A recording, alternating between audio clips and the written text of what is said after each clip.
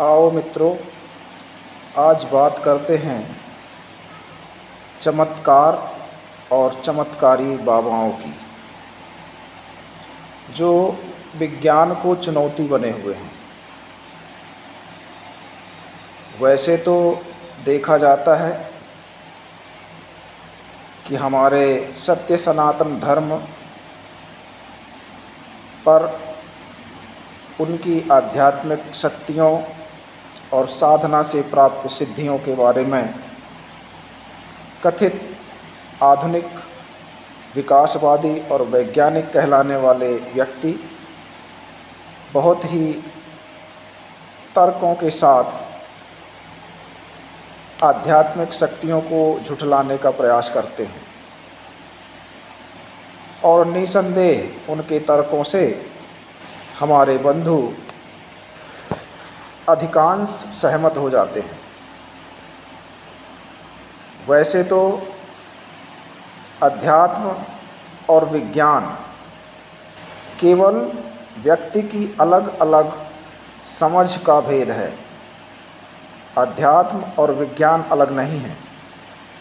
भगवद गीता में भगवान श्री कृष्ण ने ज्ञान विज्ञान नामक एक अध्याय में स्पष्ट किया है, जिससे स्पष्ट होता है कि अध्यात्म ही विज्ञान का सर्वोच्च और परिष्कृत रूप है, किंतु वह इतना सूक्ष्म है कि उसके प्रयोग भौतिक पदार्थों के आधार पर भौतिक विज्ञान की तरह नहीं किए जा सकते।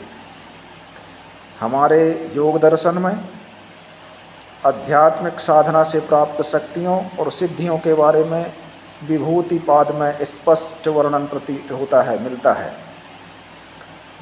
मन पर संयम कर लेने से दूसरे व्यक्ति के मन में चल रही बातें, उसके मन की बातों को जान लेने की शक्ति भी आध्यात्मिक साधना से प्राप्त हो जाती है।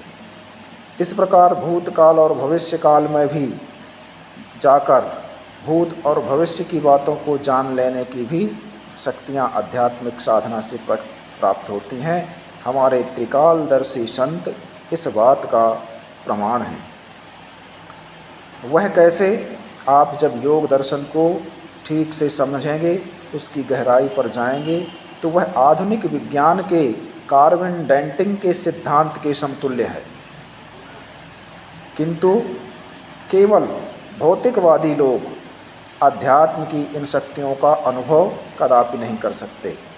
हाँ, यह अवश्य है कि वह बिना जाने ही, अध्यात्म को बिना जाने ही हमारे सत्य सनातन धर्म की आध्यात्मिक शक्तियाँ इनके बारे में कुतर्कों के आधार पर उनको झुठलाने का प्रयास करते हैं।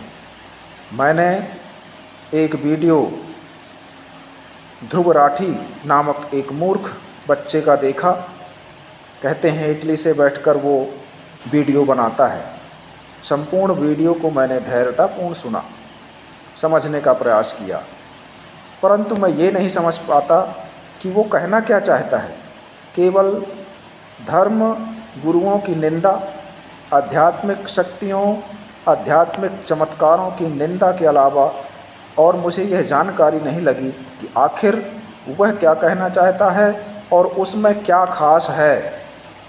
वो कुछ अपने बारे में भी कहे कि मैं उनके जैसा किसी आध्यात्मिक गुरु की तुलना में मैं भी ऐसा कुछ कर सकता हूँ, या उनके जैसे शक्तियाँ वो प्राप्त कर सकते हैं। ऐसी कोई बात उसने नहीं कहा। वर्तमान में बाघेश्वर धाम बाबा, जो कि हनुमान भक्त हैं, उनके पास अद्भुत चमत्कारिक शक्ति है, जो कि अपने पास आए हुए भक्त के बारे में वह उनकी समस्याओं के बारे में जान लेते हैं, बताते हैं और समाधान देते हैं। उनकी निंदा करते भी मैंने उसे सुना।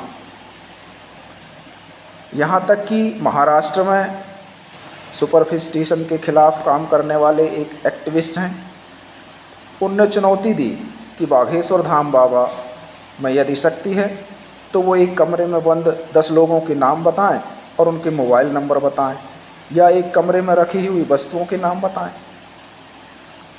ये क्या है? कोई धर्मगुरु, कोई साधक यदि सिद्धि प्राप्त किया है तो उसका एक नियम है, प्रक्रिया है, जिस आधार पर वो उस चीज़ को उस स्थान पर वैसा प्रकट करेगा कि आप कहेंगे तो वैसा प्रकट करेगा, ऐसा बिल्कुल नहीं है। उसको आप उसके स्थान पर जाइए, उसको जिस कार्य के लिए वो सिद्धि या शक्ति साधना से प्राप्त हुई है उस कार्य के लिए वैसा और उतना करेगा। आप कुतर्कों के आधार पर उसे चुनौती नहीं दे सकते। जैसे शंकराचार्य जैसे पद प्राप्त महानुभावों ने कहा कि वो आकर हमारे मठ में की दीवारों को की दरारें पूरी कर दे, यह कोई तर्क नहीं है। आप यदि चुनौती दे रहे हैं तो आप बताइए कि यदि कोई व्यक्ति किसी के मन की बात जान सकता है तो ऐसा कैसे है, आपके लिए वह चुनौती है। विज्ञान और अध्यात्म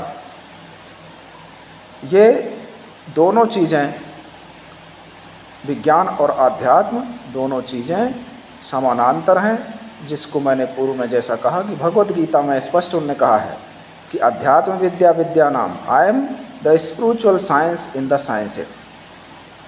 तो इनको डिफरेंट करके नहीं देखा जाना चाहिए।